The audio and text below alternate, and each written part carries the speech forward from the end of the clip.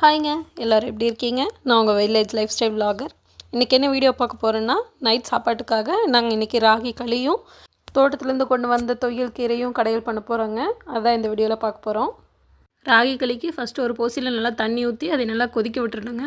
அதுக்கப்புறம் கொஞ்சம் இட்லி அரிசி இல்லைன்னா சாப்பாட்டு அரிசி கூட போடலாங்க. நம்ம அரிசி இல்லாமல் கூட பண்ணலாங்க. அரிசி போட்டுட்டோன்னா நம்மளுக்கு ரொம்ப கட்டி சேராது, அதுக்காக தான் அரிசி போடுறது. அதுக்கப்புறமா கொஞ்சம் கொஞ்சமாக ராய் மாவு கொட்டி திடுப்பு வச்சு நல்லா கிளறி கொடுத்துட்டே இருக்கலாங்க. நம்மளுக்கு கரண்டியில் அவ்வளோ ஈஸியாக வராது, அதனால தான் திடுப்பு யூஸ் பண்ணுறோம். நல்லா கையெடுக்காமல் நல்லா கிளறி கொடுத்துட்டே இருந்தோம்னா கட்டி சேராதுங்க, இல்லைன்னா கட்டி பிடிச்சிக்கும். கட்டி பிடிச்சா உள்ளே மாவு இருக்கிற மாதிரியே இருக்கும் நம்ம சாப்பிட்றப்ப. அதனால் கையெடுக்காமல் நல்லா கிளறி கொடுத்துக்கோங்க.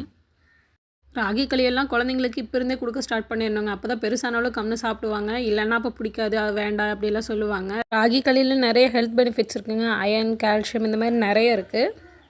யாரெல்லாம் ராகி களி சாப்பிட்ருக்கீங்கன்னு கண்டிப்பாக கமெண்ட்டில் சொல்லுங்கள். குக்கர்லேயும் செய்யலாங்க. என்னோடய பழைய வீடியோ ஒன்று இருக்குது, வேணால் செக் பண்ணி பாருங்கள். மாவு வந்து ஒரே அடியாக போட்டுறாதீங்க, கொஞ்சம் கொஞ்சமாக கொட்டி கொட்டி கலருங்க. ஃபஸ்ட்டு பாதியை கொட்டி கலரிட்டு மறுபடியும் பாதி போட்டு கொட்டி கலருங்க. இதுக்கு நம்ம தண்ணி கணக்கு பார்த்து ஊற்ற முடியாதுங்க, அதனால் சைடில் நீங்கள் போசியில் தண்ணி சூடு பண்ணி வச்சுக்கிட்டே இருங்க. அதை ஊற்றி ஊற்றி கலர்ற மாதிரி தான் இருக்கும்.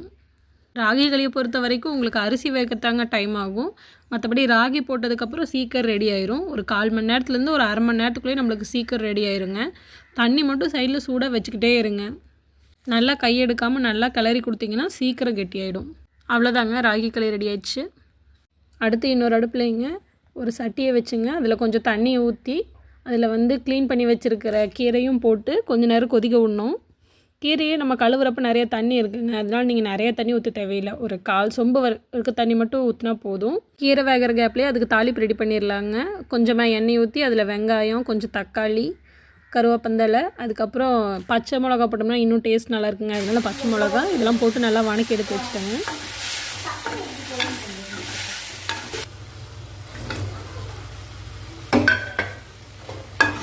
அவ்வளோதாங்க, தாளிப்பு ரெடி ஆயிடுச்சுங்க. அதுக்குள்ளே கீரையும் ரெடி ஆயிடுச்சு. அந்த தாளிப்பை அந்த கீரைக்குள்ளே கொட்டி அதுக்குள்ளே கொஞ்சம் உப்பு போட்டு நல்லா கடைஞ்சி எடுத்துட்டோம்னா அவ்வளோதாங்க, கீரை கடைகள் ரெடி. இது நல்லா மழை சீசனுங்க, அதனால் எங்கே பார்த்தாலும் கீரை முளைச்சிருக்கு. குப்பைக்கீரை, தொய்யக்கீரை அப்படின்ட்டு நிறைய கீரை இருக்குது. நாங்கள் இன்றைக்கி தொய்யல் கீரை தான் பண்ணியிருக்கோம். கீரையும் ராகி களியும் அல்ட்டியான காம்போங்க, கண்டிப்பாக ட்ரை பண்ணி பாருங்கள். களியும் ரெடி ஆயிடுச்சு. அது பார்க்குறக்கு கொஞ்சம் தண்ணியாட்டம் இருக்கிற மாதிரி தாங்க இருக்கும். இன்னும் கொஞ்சம் நேரம் ஆக ஆக நல்லா சூடாறாரு இஞ்சிக்கும். நான் என் பையனுக்கு அந்த அன்றைக்கி நைட் டின்னருக்கு அதான் கொடுத்தேன். அவனே நல்லாயிருக்குன்னு சொல்லி சாப்பிட்டான். எப்படி இருக்க நீ?